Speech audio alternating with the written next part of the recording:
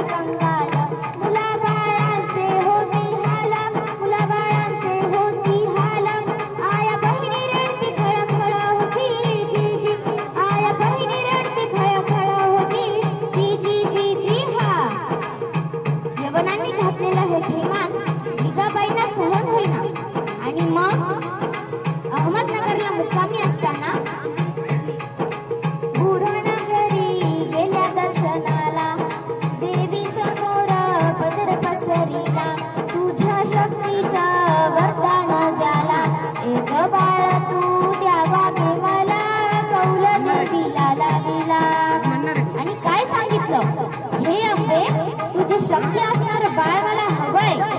उजवा कौल मनात धरून आवाज बोलला. उजवा कौल म्हणजे देवीला वाहिलेलं फूल. जर उजव्या बाजूला पडलं तर मुलगा होईल आणि आंब्याने कौल दिला. आनंद झाला जिजाऊला. देवीचा गोंधळ घातला तिने. उदे गांबे उदे, आई जगदंबे अगं जरा डोळे उघडून बघ. अगं काय चाललंय हे? भान राष्ट्र धर्माला पळवून नीती अबलेला कोण घालिन्य संग त्याला. तुझी शक्ती हवी ग मला, तुझी शक्ती हवी ग मला.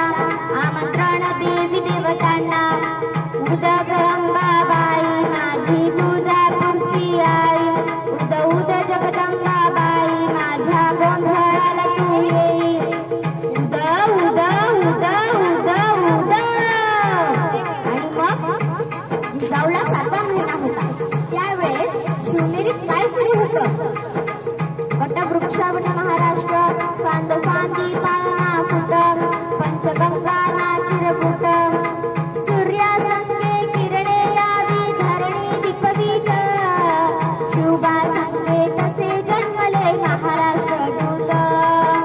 शिवबा संगे तसे जन्मले महाराष्ट्र दूत. जी जी र जी रहा जी, जी जी र जी रहा जी, हे जी जी रे जी जी रहा. आणि मग जिजाऊला दिवस गेले. शहाजीराजांनी जिजाबाईंना डोहाळे विचारले, काय हवंय आपल्याला सांगा. जिजाबाई म्हणाल्या, कराल आमची इच्छा पूर्ण. हो करणार.